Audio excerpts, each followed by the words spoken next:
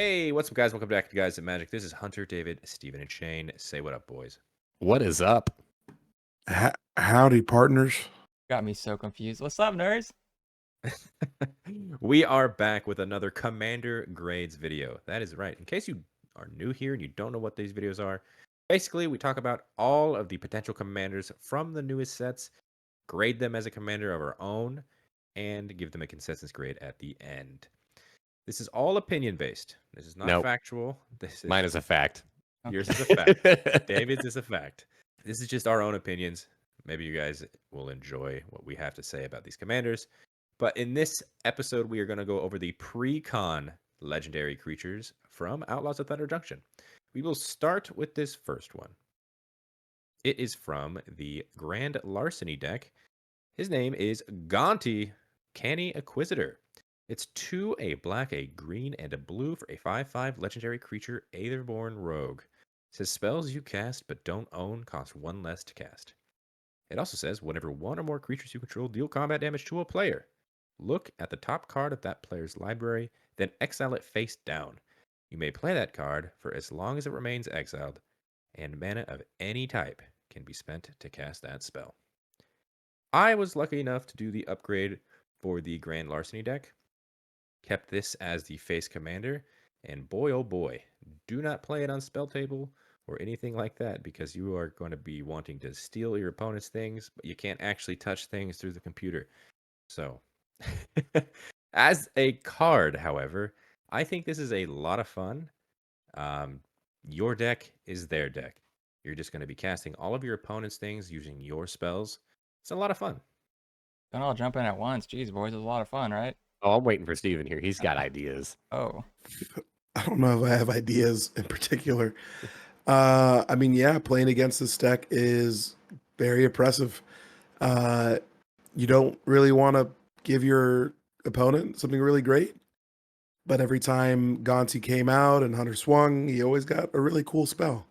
So, I don't have too much negative things to say about this card. I think the way that the deck was built, the precon itself, and then the way you can build it, it's a stellar commander. It's also got a lot of protection in the colors. So yeah, it's a good time. I'm gonna be that guy. I was gonna say, David, you can do something. I'm gonna be that guy. I love Steven's reaction here. Just immediately like shake his head, look away, just like, oh, here we go. I don't like Gonti. I actually don't like the randomness aspect. Like, if this was like being able to steal a card from my opponent's hand, I would like that a lot more. The fact that it's just like playing the top card of their library, it generally means like you're going to be playing something that's off theme for you. It's cool that this at least like gives that cost reduction, but kind of opposite Steven, I was actually like never afraid of this card hitting me or connecting with me, because I just figured it's going to get something that if I want it to be cast, it's probably going to affect everybody, and I want it to be cast anyways, so it doesn't really matter. Yeah, I don't know. That, like what Hunter said, it was hard the way we played it, so maybe we don't have the greatest like experience with this card. But yeah, it was just, you feel like he had to kind of fumble through the deck, and then the things that he did, I feel like he only took things from me in the gameplay.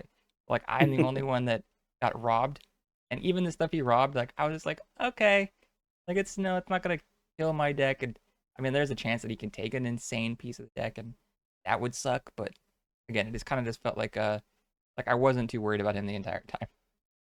I mean, there are spells and creatures and things like that you can put into the deck that make everybody play with the top card face up, which would be a lot better, because then you exactly know who you're going to hit. And a lot of these creatures in this deck are unblockable, so you can get in with that damage pretty constant. I don't know. I think it's cool. It's definitely a new take on the whole thievery aspect. I mean, the original Gonti did the one thing one time, and there really hasn't been a commander that does just the thieving thing very well. I think this is a good step in the right direction. But yeah, it's just hard to play on spell table. I would suggest playing in person. Well, let's go ahead and move on to the grades for Gonti. I will kick us off. As much as I love Gonti, I am going to go lower. It's not the highest grade I've ever given a card, so I'm just going to go with a B. That was, you were making it sound like you're about to go lower Yeah, than I that. was like, Yeah. it's like not the highest grade I've given a card. So like A B. an A, like what? I'm gonna give it what I thought your opinion was gonna be, which is more the middle of the road for me, and I'm gonna give it a C.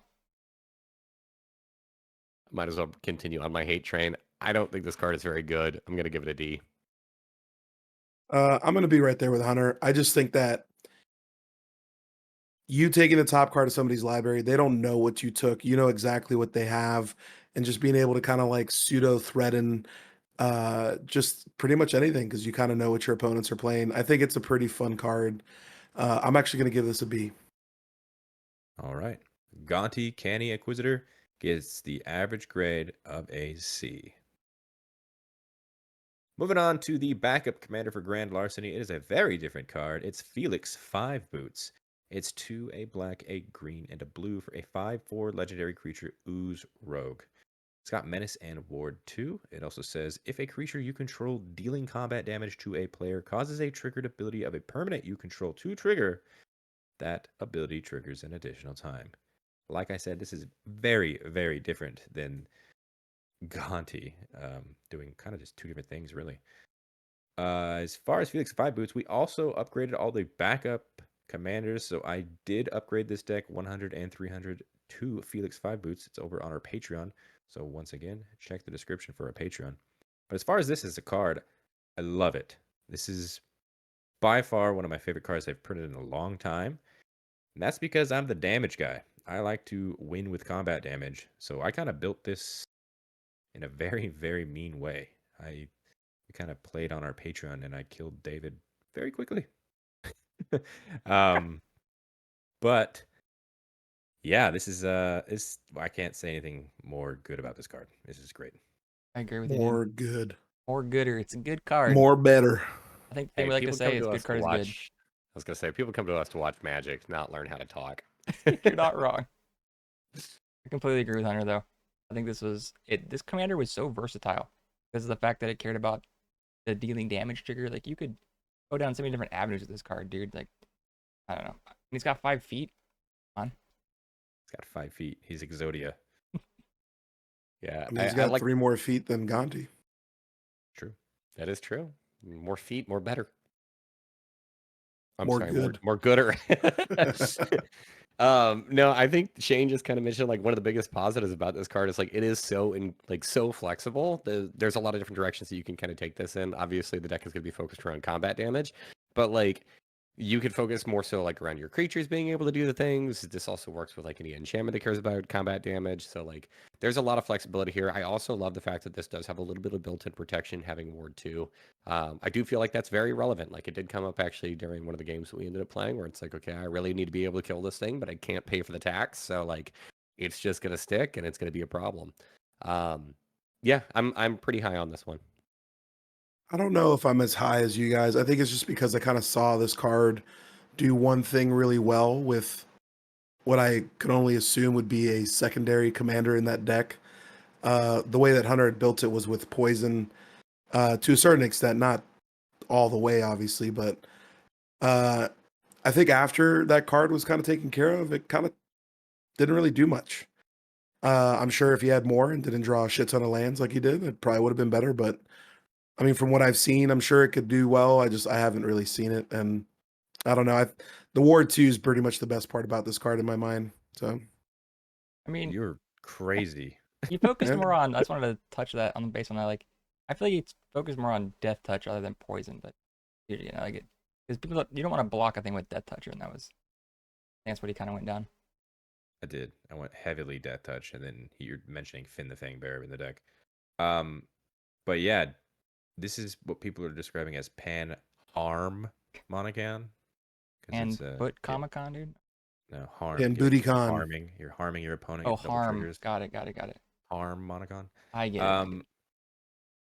It's anything that has double triggers is great. Gonna go good now. Yeah, but I will say, as the resident Boros player as well, super weird that a combat damage double trigger thing is not in those colors. Oh, so getting out of your comfort zone, dude. I did get out of my comfort zone, and it paid off. I like this card a lot. I think we can go ahead and move on to the grades. However, I will kick us off here. I am giving this higher than Gonti. I love this card so much, so it is getting an A from me. Fucker. I also like this card a lot more than Gonti. In fact, so much so, I'm going to give it a B. Wow. Oh, you know what? I'm I'm on the B train too with this card. Mm. Mm-hmm. Yeah, it's a C for me. There's always Fe- got to be a bald guy to drag us down. Felix Five-Boots gets the average grade of a B. Let's move on to the next one. It is a new deck. It's Most Wanted, helmed by Olivia, Opulent Outlaw. It's 1, a red, a white, and a black for a 3/3 legendary creature, Vampire Assassin. It's got flying and lifelink, and it says whenever one or more outlaws you control deal combat damage to a player, create a treasure token. As a reminder, an outlaw is an assassin, a mercenary, a pirate, a rogue, and a warlock. It also has another ability. We could pay 3, sacrifice 2 treasures, put 2 +1/+1 counters on each creature you control, activate only as a sorcery. Shane, you upgraded the Most Wanted deck using Olivia. If you guys wanted to see that, check the description for that video as well. What do we think of Olivia? I think she was fun. I think that out of the box, the deck just really cared about having your outlaws connect and make some treasure. And when I was playing it, it was cool to kind of, I don't know, there's a weird mixture of like, you'd think you'd want to go super wide. You really only care about the 3 because you can make a max of 3 treasures. So it's kind of, I was in that or trying to get that sweet spot of having enough out to hit everyone and get at least 3. So that was interesting. Just like, I don't know, I kept having to stop myself from casting more because I'm just like, well, how am I going to do that? I'm just going to feed into a board wipe for no reason. So I think she was cool in that sense. I don't know. It just felt kind of boring because it's like you turn them sideways, attack your people. Like, kind of felt like more of a U deck hunter. Not saying you're boring, but it was just trying to win with Boring. combat It's damage. okay. And I'm not trying to throw, I'm not throwing shade, but I don't know. It just didn't seem like it was spicy. But the second ability was fun. We played the game multiple times. Played maybe like 3 games together, and out of those 3, only a couple times I popped off with that bottom half. But when you can just consistently dump your mana and your treasures that you're making off her into that ability, you can grow some outlaws pretty large. That was fun. But I mean, as a whole, I didn't think she was anything to write home about. Yeah, I think it's very interesting as a card because you want to be making treasure, which is a mana source, but you don't want to be using the treasure as a mana source itself, and instead making them into essentially counters. I'm glad 2 treasures equals 2 counters. Would it have been better if you could sacrifice 1 treasure at a time to put 1 counter? What do you think, Shane? For what reason? Just the flexibility of it. Instead of having to do 2, 'Cause like if you yeah, had just I see what 1 you're left saying. over, if you wanted to use that as a counter. Maybe. Yeah. Activate mean- only as a sorcery, we all know, is not the best line of text. So you can't just kind of like hit somebody with a combat trick, even though they would see it coming. I don't understand why activating only as a sorcery here is needed. I think having that stipulation on this card actually like makes it to where it really doesn't do much. I don't know. It's just like the Outlaws are like, it's cool, it's cute. This deck, this Precon, was just kind of like a mashup of just like, I felt like cards without any like concise theme, and like removing the ability to have that like gotcha where it's like, okay, well now my creatures are suddenly bigger than what you intended them being, especially with it costing essentially like it's 3 plus 2 treasures. It's like 5 mana sources you have to dump into this. It's a very hefty price to just put 2 +1/+1 counters on your things, given that like you're putting it on your entire team. But I don't know. It's the same kind of thing as like I feel like with Gonti earlier. It's like I was never actually afraid of this. I felt like it was just because of the limitations. It's a little slow and like you can kind of see what direction it's pointing in and keep your removal up for whenever it's coming at you. I was gonna say you weren't worried about it because you weren't getting hit for 7 in the air every time. That was Hunter. That's Yeah, true. I got wrecked. I really like this card. I think it may be just because I do play Mardu quite a bit. I love Edgar Markov, and vampires are so fun. Granted, this in that deck would not be that great, maybe. I don't know.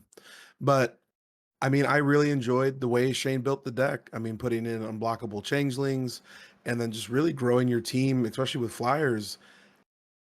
The thing about this deck that I really enjoyed is it puts those counters on each creature you control, which is really fun. I think the way that the deck built by Shane, not going super wide, keeping it to those 3 creatures, being able to rebuild, and really using your life as a resource, because with flying and lifelink, especially on this card, being able to swing for 3 and then for 5 and then for 7 and then hitting people with commander damage it's going to get scary very quickly. And you are in a color scheme where if things get scary for you, wipe the board, make treasures. I mean, there's so much flexibility in these colors, and I really do enjoy this card. I agree. Understand. I totally, yeah, I agree completely. Giving us the evasion of flying, that's fantastic, especially what you said there, Steven. This can get out of hand quickly if you're putting multiple counters on this. Commander damage is a real threat. I know firsthand. Let's go ahead and move on to the grades. We will start with you, Shane. What are we giving Olivia? Like I said at the top, I think she's a lot of fun, but for me personally, she just kind of felt like a little meh. Even though she's still a lot of fun, I'm gonna give her a C, middle of the road. Yeah, I am going to agree with you. I think she is very combat damage, make some treasure, kind of something we've seen already. So I'm going to give her a C as well. C for me as well. I can already see the comments. You gave Felix a C, but you gave Olivia a B. You outlaw. That's what I'm gonna do though. I'm gonna give this a B. I really enjoy this, and I like smacking face in these colors, and this really does it for me. Olivia Opulent Outlaw gets the average grade of a C. The backup commander for the most wanted deck is Vihaan, Goldwaker. It is a red, a white, and a black for a 3/3 legendary creature, Dwarf Warlock. It says other outlaws you control have vigilance and haste. It also says at the beginning of combat on your turn, you may have treasures you control become 3/3 construct assassin artifact creatures in addition to their other types until end of turn. Once again, Shane, you upgraded the list using this as the backup over on our Patreon. How do we feel about Vihaan Goldwaker? I really liked Vihaan. I think that he was pretty like medium lukewarm in his precon, just because precon wasn't built around him. Obviously, if you're looking for him, if you're looking at him for like a build around, I think he's fantastic. I think the more you can dump into Vihaan, the crazier he can get. Obviously, just like a bigger budget means a bigger, badder deck, and sky's the limit with this guy. But for the precon sense, it was a little more tough to build around, just because Olivia at the helm made the treasure for you, whereas Vihaan wants treasure there but doesn't make any of it. So you really had to throw in a lot more treasure production, and that's what I did for the precon. So it's, I mean, dumping in a ton of treasure production around this guy, I think is great. And then he's your payoff in the command zone, which I think is really cool. So he's not really going to be, even though he's 3 mana, I probably wouldn't play him that early, honestly. And you could, but you want to play him when you have that critical mass and you just dish it out. So I think he's fantastic. I mean, I think you do play him early. I mean, giving, especially when you're building this as your commander, you're building this, your deck around this rather than kind of just thinking of the precon. Giving your things vigilance and haste is nothing to scoff at. This coming down at 3 mana, it's a 3/3, and by then you could maybe have a couple treasures, or if you just have some fun things you can do with some of the creatures you have. I mean, I actually really enjoy this card. I do think this is better than Olivia. I don't really see a lot of bad here. I'll be honest. Yeah, I don't see the bad either. I think, like you mentioned, Shane, having this in your command zone and playing it when you want. You have a bunch of treasure. Now you have, let's say you have 12 treasure. Now you've got 12 3/3s. Guess what? They're swinging. And they have vigilance. So, like, next main phase, you can spend that treasure. The card's amazing. Yeah, kind of what you guys already mentioned. There's not really a whole lot of bad here. I feel like this is a card that, like, this is a huge treasure payoff, and treasures are pretty powerful. Like, it's not very difficult for you to be able to make like 5 treasures, and even with just like 5 treasures, you're looking at potentially 15 damage that you're not capable of throwing at somebody. So that's a lot. And then even on top of that, like, those treasures have vigilance, so you can still tap them even in combat if you need to make sure that your board is protected. So there's a lot of upside here. I think that Shane kind of mentioned probably the only downside, and that being is that, like, this is a commander that if your board isn't already set up, so you don't have those treasure production engines kind of going, he doesn't do anything really. but that's kind of the only weakness I see on this card. Vandal Blast would be a bitch. Phantom Blast, yes, that would be definitely something that would kind of ruin your hopes and dreams, but just rebuild. Treasure production is easy to make. Let's go ahead and move on to the grades. Shane, what are you giving Vihaan? I am much higher on Vihaan than I was Olivia. I'm going all the way to an A with this guy. Yeah, I think I'm gonna have to go down to a B just because he doesn't do any treasure production himself. Maybe that would get too crazy, but I do Well, like the 3-mana 3/3 cards. Shane went up to an A. You went down to a B. I'm going to go back up to an A. Love it. You're in probably the best color combination for treasure support. Because of that, I don't think it's going to be too much of a downside. I'm actually going to go with an A on this. All right. Vihaan Goldwaker is the average grade of an A. Moving on to another deck, it is Quick Draw, helmed by Stella Lee, wildcard. It's 1 a blue and a red for a 2/4 legendary creature human rogue. It says whenever you cast your second spell each turn, exile the top card of your library. Until the end of your next turn, you may play that card. As another ability, you can tap it. Copy target instant or sorcery spell you control. You may choose new targets for the copy. Activate only if you cast 3 or more spells this turn. Steven went ahead and upgraded the Quick Draw deck once again. Check the description for that upgrade video of the 100 and 300 list. Steven, Stella Lee Wildcard, what do we think? It's a wild deck. No, it's really fun. Tons of card advantage. Comes down super early. It's got a big butt for some defense. When I originally saw this deck, I did not want to play it.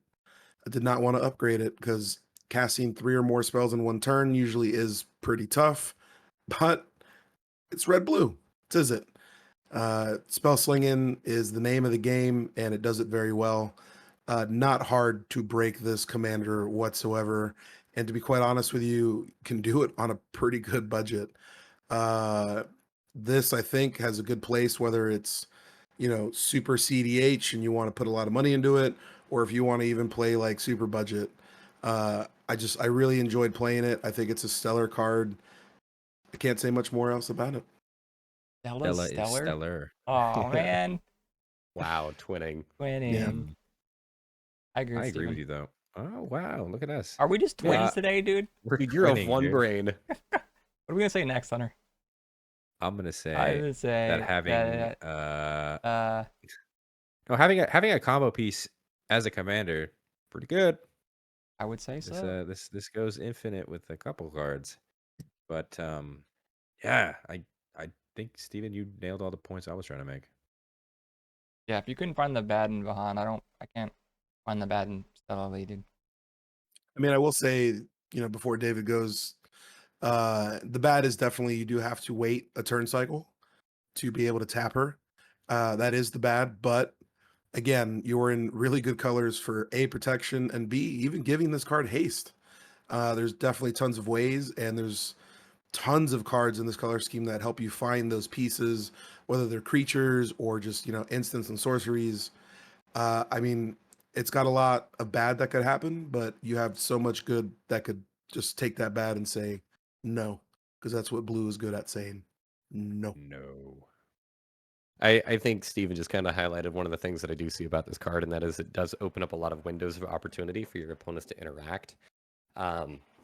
With the fact that like this is it is a tap ability, and it does have a restriction on it where you can't just do it whenever you want to. You have to be able to meet a specific clause with it. So I do think that there is like an obvious power level whenever it comes to this card. I do think, however, at the same time, this is one of those commanders that like you need it to come into play. And if your opponents have played around with Stella before, then they're going to be able to pick up on the threat assessment for her. She doesn't need a board in order for her to just like steal a game. So if you're like playing around in this and you see that one of your opponents has this card in play and has the potential to pop off the following turn, you need to be able to like keep that threat assessment high of like they may not necessarily have a huge board state, but they are very much so still a contender in this game. So I do think that she really benefits from people who maybe haven't played around with her a ton, and I think she may fall a little bit in power level whenever you become a little bit more familiar with her, but she's still got a lot of power there. Yeah, I think that's like the really cool thing about this card is I've seen it I've seen a lot of other decks built, and I've seen decks built with like a ton of creatures, and I've seen decks built with this card with 4. So kind of like David said, you really don't need a board state with this card. You can literally, I mean, use your life as a resource for multiple turns, and if your opponents aren't swinging at you with huge creatures, I mean, you could really run away with this after you get a good hand. Yep. I think that she does kind of really benefit from that too, of like the I don't want to call it like the sympathy vote or something, but it's like if you are that player who happens to have this as your only creature and you've been hit the last 3 turn cycles in a row, if your life total's like at 10 and everybody else has a board built up, you do have that kind of sense of like, for the most part, I feel like players are like, I don't really want to attack them because I don't want to be the guy who like takes the player out of the game and then we go on for like another hour and a half. But this is a commander that can still win the game that turn. Why I hate it. We beat let's Steven go down ahead. a little bit, and then it's like, oh, you're just gonna win now? Cool. Stay quiet, boys. Well, let's go ahead and move on to the grades. Steven, we will start with you. You said Stella was stellar. What are you giving her? I mean, I got to give her an A. She's great. I will join you. I am also giving Stella Lee an A. David, what are you gonna give her? I'm actually going to give her a B. I think she. I don't know. I don't want to beat a dead horse here. I've already brought up my points per, but I think she's a B. I might not play a card like this, but I can recognize good recognizes good, so I'll give her an A. Stella Lee Wildcard gets the average grade of an A. Good recognizes Did you like that, David? Uh-huh. And the backup to Quick Draw is Eris, Roar of the Storm. 8, a blue and a red for a 4/4 legendary creature elemental warlock. It says this spell costs 2 less to cast for each different mana value among instant and sorcery cards in your graveyard. It's got flying and prowess, and it also says whenever you cast your second spell each turn, create a 4/4 red dragon elemental creature token with flying and prowess. Once again, Steven upgraded this deck as well using Eris as the base commander over on our Patreon, $100 and $300 upgrade. But Steven, Eris Roar of the Storm, how do we feel about it? I think this card's better than Stella, and I know that sounds crazy. I had more fun playing this because, you know, with Stella, obviously you're going an infinite combo route to a certain extent. With Eris, you're really just trying to make a bunch of dragons with prowess and just smack people with all these spells you're trying to cast. Building this deck, I think it's really funny because both commanders have a super high ceiling that you can spend a lot of money on. But with Eris, I found that you can really build a deck that can be super cheap and you can get Eris out for 2 mana almost every turn. And I think that's the really cool thing about this because you look at it, you're like, 10 mana, it's got a lot of upside, but 10 mana is a lot. But you can fill your graveyard very easily with so many spells. And if you've seen the $100 gameplay and then you look at the $300 on Patreon, it's not hard at all to get this card out super cheap. And then you just get to make 4/4 dragons. And every time you cast a spell, it'll be a 5 and then a 6 and then a 7. And it's terrifying. It is terrifying. You sound like a combat guy like me. With this card, yes. It's just this card. Caveat. There is that fragility though, because if your graveyard gets exiled, say goodbye to your commander. Ends You're a never lot. gonna cast that. Yeah. Especially if it died once. Now it's 12. I mean, I agree with you, but I also disagree because I have done some games where I had this card and my graveyard was exiled, but you're still able to fill your graveyard pretty. I mean, this is it Spellslinger? You're casting multiple spells and building this with a ton of card draw, building this with like discard effects, which is really good in red as well. I mean, even blue too, you know. I mean, there's just you can build this deck the same way you do with Stella, where you can have a ton of creatures that give you upside, or you can make this just the one and just put in a bunch of stuff that are going to really hurt your opponents. And I think that's why this card is very good and it's very flexible. To kind of go with Hunter's point there as well, it's like I think it depends upon the kind of removal that you run into. If you run into something that's just like a constant, like a Rest in Peace or a Dothy Voidwalker or somewhere, it's just like the graveyard is just not a thing, then Eris does have that that fragility where it's just like you can very quickly shut this off. At the same time, if it's like a Bajuka Bog, Eris is okay. Like he'll be able to fill the graveyard back up, and you'll be able to get that deck back on its feet. I do like the inevitability factor here with the 4/4 dragons having prowess. It makes this just like a very real threat, and how quickly it's capable of pushing damage. And like what Stephen had mentioned earlier, like this is not actually a 10 mana commander. It is pretty easy for you to be able to, I would say, consistently get this out for 4 or even fewer mana. Is it doing dumb is it things, dude? Yep, I like it though. It's a cool take on an Izzet deck where it really wants to reward you for playing a bunch of different mana values instead of just like your typical like low to the ground, let me chain a bunch of instants and sorceries together. That's very true. Let's go ahead and move on to the grades. Eris, Roar of the Storm. Steven, what are you giving it? I mean, I talked very highly about it, and I said I liked it more than Stella, and I gave Stella an A. So I'm gonna give this an A as well. Yeah, I can't go that high at all. I'm going to give it a C. I mean, you could go that high. You're choosing not to. But I'll probably stick to a B with me. I'm going to let my own personal bias and the fact that I do love Spellslinger probably ride a little high on this. I'm going to go with a B. All right. Well, Eris, Roar of the Storm gets the average grade of a B. And the final deck we're talking about today is the Desert Bloom deck, helmed by none other than Yuma, Proud Protector. It's 5, a red, a green, and a white for a 6/6 legendary creature human ranger. It says this spell costs 1 less to cast for each land card in your graveyard. And whenever Yuma, Proud Protector, enters the battlefield or attacks, you may sacrifice a land. If you do, draw a card. It also says whenever a desert card is put into your graveyard from anywhere, create a 4/2 green plant warrior creature token with reach. David, you had the opportunity to go ahead and upgrade Desert Bloom using Yuma. And once again, if you guys wanted to see those upgrades, check the description down below where you can watch them. But David, what do we think about Yuma Proud Protector as a commander? Oh god, Yuma is complicated. And I think it was a card that like I originally significantly misjudged.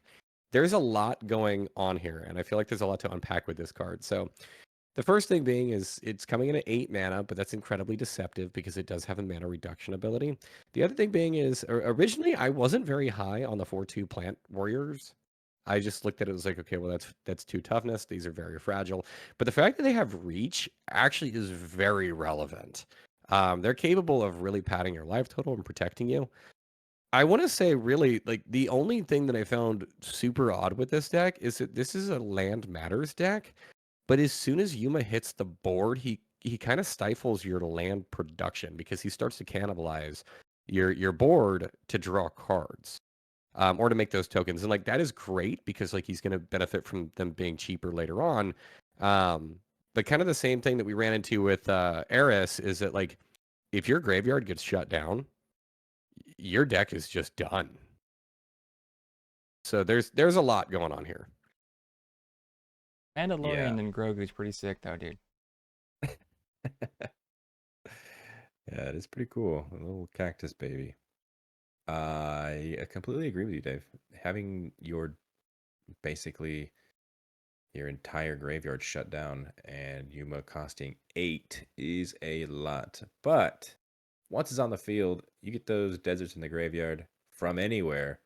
Those 4/2 start stacking up pretty quickly. You're gonna have an army. Deck is super resilient too, man. Come back out of nowhere. It's like, there's a drought in the desert? Nope. Cactus staying around forever. Like my analogy there, Dave? It's pretty... They do. It does build up from a board wipe very quickly. It bounces back pretty much the very next turn.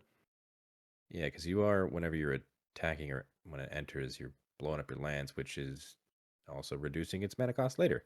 So I think it's pretty cool. I mean, this deck was really cool just because it really starts off very slow, very, very slow, but it ramps up super quick.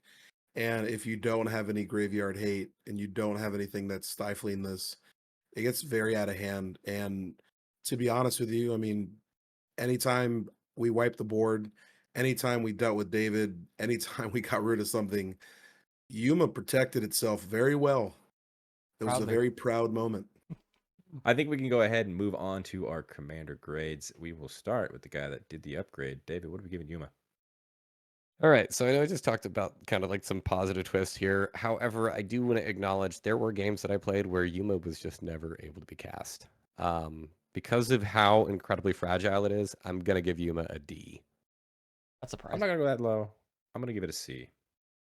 Yeah, I was gonna stick middle of the road, or I almost wanted to make it a B for the resilientness, but now you're I mean, scaring me my off of it. my other thing being is it does play around with deserts, and the mana base for this deck, like you really cannot improve upon what's inside the precon, and it's bad. It's a lot of tapped deserts. Are a lot of tapped deserts. All right, So. all right. I'm gonna give it my C. So I want to give this a B as well, Shane. I'm not going to lie to you, but the fact that it is very slow, if your opponents start taking off, it can be kind of hard to come back. And I think just for that reason alone, I think I'm going to give this a C as well. Yuma Proud Protector gets the average grade of a C. And the backup to Desert Bloom is Kirri, Talented Sprout. 1 red, green, white for a 0/3, a legendary creature, plant druid. It says other plants and tree folk you control get +2/+0. It also says at the beginning of your post-combat main phase, return target plant, tree folk, or land card from your graveyard to your hand. David, you did upgrade the 100 and 300 on our Patreon as well for this one. What do we think of Kirri? So as it turns out, there's not a whole lot of plants or tree folk that are good.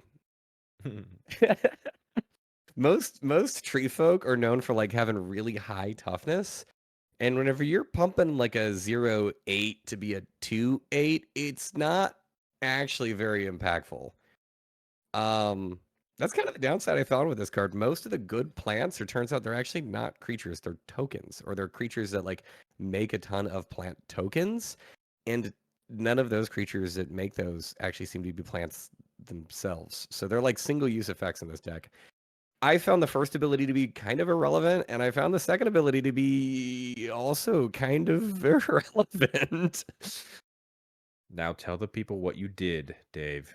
Well, I mean, look, there's a lot of really good ways to build there to put lands into your graveyard. So, like, land destruction is a thing. I wanted to goof around with it because I don't know. One of the things that I do whenever I build these upgrades is like I do look around online and I see the direction that people are taking them in. And if there's a way that I can build a commander in a different direction than what everybody else is doing, I would like to jump on that. So I saw the land destruction opportunity and I seized the moment. And oh boy, this well, watch the gameplays. Yeah. Yeah, it's on our Patreon. Um, yeah, land destruction is evil. You know why not that many people did land destruction, Dave? Because nobody likes playing against land destruction. But it's okay. I forgive you. Kirri was what would you call it? A talented sprout? Talented little sprout. I kind of I agree think with David though, dude. Yeah, I agree with you too, David. Like you said, plants and tree folk +2/+0 is kind of just whatever. Not that impactful. And then returning something to your hand after combat, also pretty irrelevant. I don't know. I Unless guess someone can this prove us was a wrong. great. Yeah, and it's other plants too. So it's like not even pumping itself. Like it would Well, be it's a cool if you just lord. said all plants would get +2/+0. So it's at least a 2/3, but it's just a 0/3 that sits there until you get other things. I don't know. I'm not the biggest fan. I know Steven loves this card though. I kind of do. That's why I'm waiting You for know, you. I do love this card. I don't know, man. I keep thinking, I really do think land destruction is the best way to play this card. Uh, just like the old fashioned Armageddon heroic intervention. Keep all your shit and get rid of everyone else's. It's mean, but damn, is it effective. Very effective. I do love this card specifically for things like Avenger of Zendikar, giving those plants +2/+0. Landfall in this deck is pretty nuts as well, so that's really fun. Uh, there's other cards that kind of do the same kind of thing in green. I think that's kind of like where I kind of fall off a little bit. I don't really think, the red and the white are terribly necessary. Obviously, having the color flexibility is nice, but I don't know. I mean, I kind of agree with David's point and everyone else's. The other plants and tree folk. This is just a 0/3, and I also feel the same way that there's not a lot of plants and tree folk to really care about. But Avengers Zendikar, Ashaya, those are mean cards, and they could really hurt. Hey, David would argue that the red is very much needed for like something like a ruination. Okay.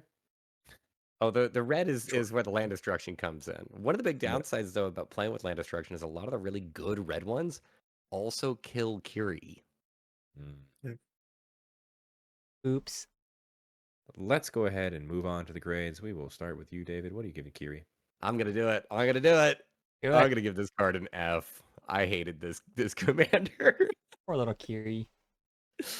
I still think it does something. It's getting a D from me. Yeah, I agree that I'm gonna give it a D, dude. Yep. And just because it plays a style that I have never been able to play before, because I didn't want to receive a bunch of hate, I'm gonna give it a B. What? I really want to play land destruction so bad, and this makes me want to do it, and I love it. Did you just If really give it a love B? it. Yeah. Ah, Kirri, Talented Sprout, gets the average grade of a D. And that is going to do it for us today. If you guys liked that video, hit that like button. Subscribe to the channel if you haven't done so already, so you're staying up to date with all the videos that we got coming out all the time. Comment down below. Did you agree with our grades? Did you disagree with our grades? Maybe we're missing a point that you know that we just didn't see. Always interested to hear you guys' opinions on these cards. And if you check the description, you will find links to all of the videos that I mentioned, all of the $100 and $300 upgrade videos. So check those out. Also, while you're in there, you can see links to our social media accounts. That's TikTok, that's Twitter, that's Instagram, @GuysThatMagic for each one. Follow us on those as well. On the screen right now, that's right. We mentioned the Patreon. These are all of our Patreon subscribers. So thank you guys so much for your added support. It means the world to us. If you guys wanted to see the backup commander upgrade videos as well as other videos that you do not see here on YouTube, check the link in the description and consider subscribing. And until the next video, hope you guys have a great rest of your day. Peace. Salutations. bye bye. Later, haters.